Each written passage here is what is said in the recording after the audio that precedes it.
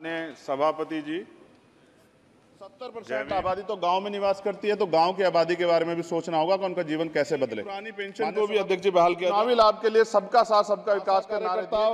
आंगनबाड़ी वर्करों, भोजन माताओं के वेतन वृद्धि पे भी कोई प्रभावित है, इसलिए मैं आपसे आग्रह करूंगा कि वहां के लोगों को योजना को हटाकर पुनः सेना भर्ती शुरू की जाए, तो पुनः बहाल करा जाए। ऐसा जी जय भीम।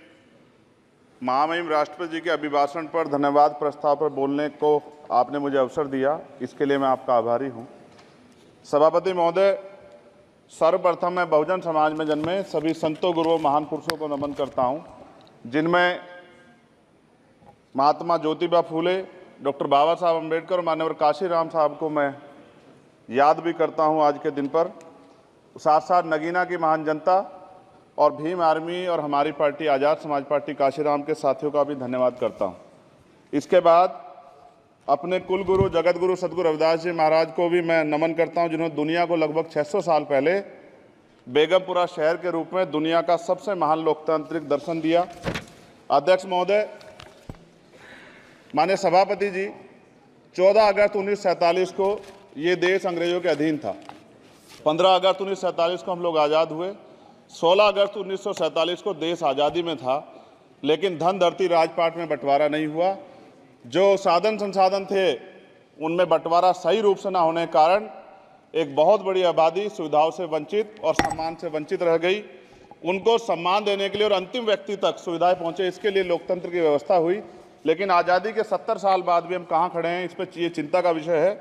मैं मानता हूँ कि सामाजिक न्याय तभी होगा माननीय सभापति जी, जब जातीय जनगणना पूरी होगी और जातीय जनगणना कराई जाएगी और साथ साथ संख्या के आधार पर आरक्षण जो है वंचित वर्गों का बढ़ाया जाएगा। उसके साथ साथ जब राष्ट्रपति जी अभिभाषण पे बात रख रही थी तो उन्होंने शहरी और ग्रामीण क्षेत्रों के विकास की बात कही और ये भी कहा कि दुनिया में सबसे उत्तम शहर हमारे यहाँ बने। लेकिन माननीय सभापति जी, 70% आबादी तो गाँव में निवास करती है, तो गाँव की आबादी के बारे में भी सोचना होगा कि उनका जीवन कैसे बदले। माननीय सभापति जी, उच्च शैक्षणिक संस्थानों में बहुजन समाज के जो छात्र हैं उनके साथ कास्ट एट्रोसिटी हो रही है, निरंतर उनकी हत्या हो रही है। साथ साथ जो सरकारी कर्मचारी हैं दफ्तरों में, उनके साथ भी जो SC ST OBC और मुस्लिम और अन्य धार्मिक अल्पसंख्यक, उनके साथ भी माननीय सभापति जी जातिगत और धार्मिक जो है शोषण किया जा रहा है। इसलिए मेरी मांग भी है कि पुरानी पेंशन को भी अध्यक्ष जी बहाल किया जाए। जो कर्मचारी देश की सेवा में लगे हैं उनका भी सम्मान होना चाहिए। साथ साथ सभापति जी, भाजपा ने चुनावी लाभ के लिए सबका साथ सबका विकास के नारे दिए, जो खोखले हैं, क्योंकि 10 साल में दलित, पिछड़े, आदिवासी, मुस्लिम और अन्य धार्मिक अल्पसंख्यक के जो अत्याचार हुए हैं वो किससे छिपे हुए नहीं हैं। ये गलत है, ये बंद होना चाहिए। सभापति महोदय जी, महामहिम राष्ट्रपति जी के अभिभाषण में निजी क्षेत्रों में SC ST OBC को रिजर्वेशन देने का कोई उल्लेख नहीं हुआ है, जो कि आज चर्चा का विषय, क्योंकि 98% प्राइवेट सेक्टर है, 2% सरकारी सेक्टर है, तो 98% प्राइवेट सेक्टर में भी हमारी हिस्सेदारी की बात होनी चाहिए। माननीय सभापति जी, आशा कार्यकर्ताओं, आंगनबाड़ी वर्करों, भोजन माताओं के वेतन वृद्धि पे भी कोई उल्लेख नहीं हुआ है, वो भी अभी नंगे, उन पर भी सोचना पड़ेगा। माननीय सभापति जी, जिस क्षेत्र से मैं चुन के आया हूं नगीना से, वो बहुत पिछड़ा क्षेत्र है। उस क्षेत्र में कोई विशेष आर्थिक पैकेज नहीं दिया गया, रोजगार की सेवाएं नहीं है, नौजवान पलायन करता है। IIT, IIM, एम्स, केंद्रीय विद्यालय आदि शिक्षा में और चिकित्सा संस्थानों की स्थापना होनी चाहिए, जो कि नहीं है। और माननीय सभापति जी, मानसून सत्र आ गया है, मेरा क्षेत्र बाढ़ से बहुत प्रभावित है, इसलिए मैं आपसे आग्रह करूंगा कि वहां के लोगों को बाढ़ से निजात दिलाई जाए। माननीय सभापति जी, चीन हमें आंख दिखा रहा है और लगातार हमारे देश की सीमाओं में घुसपैठ कर रहा है, इसलिए अग्निवीर योजना को हटाकर पुनः सेना भर्ती शुरू की जाए और साथ साथ भारत की सबसे प्राचीन व बहादुर रेजिमेंट में से एक चमार रेजिमेंट को पुनः बहाल करा जाए। ऐसा भी मेरा आपसे आग्रह है।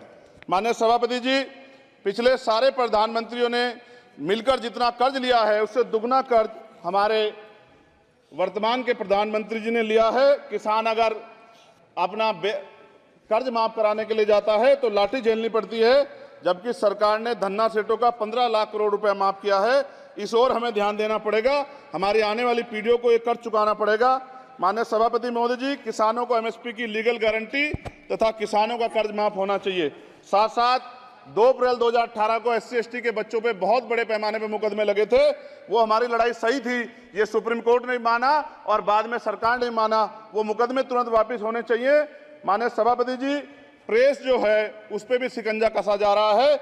जो पत्रकार सरकार खिलाफ बोलता है, नौकरी से हाथ धोना पड़ता है। और सोशल मीडिया हमारा हथियार है, उस पर तरह तरह के प्रतिबंध लगाए जा रहे हैं और विरोध करने वालों को सोशल मीडिया हैंडल भी सस्पेंड करा दिए जा रहे हैं।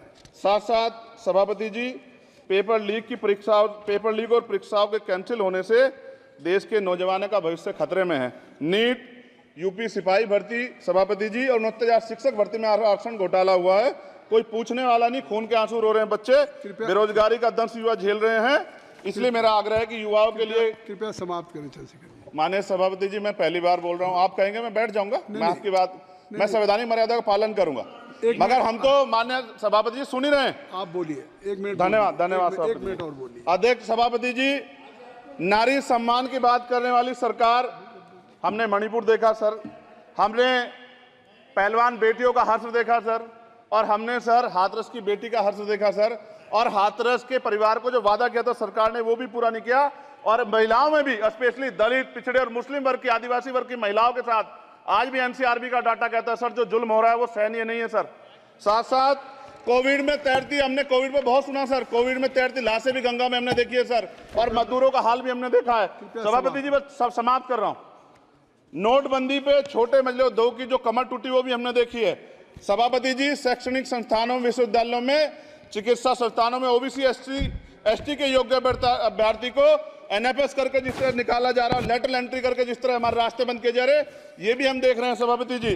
साथ साथ मेरा ये कहना है सर, ये सबका इशू है कि प्राइवेट कर्मचारी सर और सरकारी भी कई जगह पे 8 से ज्यादा घंटों से काम करते हैं और उनको जो सर उचित वेतन भी नहीं मिलता। तो न्यूनतम वेतन 20,000 रुपए तय हो और 24 घंटे की ड्यूटी। उदाहरण के तौर पे यूपी पुलिस सर बहुत पूरा काम करते हैं वो लोग। वो राज्य के विषय हैं, आप यहाँ सर मैं आपके राज्य सरकार के लिए भी आपके संज्ञान में डाल रहा हूँ। विषय सर पुलिस सब जगह है सर, लेकिन सवाल ये है सर, बहुत पसीना बातें हैं, 8 घंटे की ड्यूटी और वेतन विसंगति, बॉर्डर स्कीम से उनको जो बाहर किया जाए।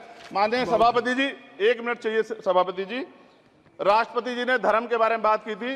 राम मंदिर से पहले हमारे गुरुघर तुगलकाबाद का फैसला आया था राष्ट्रपति जी, वो सभापति जी अभी तक दिल्ली में स्थित सदगुरु रविदास जी महाराज का गुरुघर नहीं बना। साथ साथ सभापति जी, अपनी बात को खत्म करते हुए मैं आपसे कहना चाहता हूं कि जितना देश दूसरों का है सर, इतना हमारा भी है। हम मरने के लिए पैदा नहीं हुए, जो चाहता है हमारी हत्या कर देता है। मूछें रखने पे, घोड़ी पे बैठने पे, मटकी छूने पे हमारी हत्या हो रही है। क्या बदला है सर? 70 साल बाद भी दलित, पिछड़े, मुसलमानों पे हिंसा नहीं रुक रही है सर। मेरा आपसे संरक्षण के साथ ये आग्रह है कि इन घटनाओं को रोका जाए और देश किसी की बपोती नहीं है। देश संविधान से चलता है सर और संविधान से चलेगा। संविधान छेड़खानी बर्दाश्त नहीं की जाएगी सर।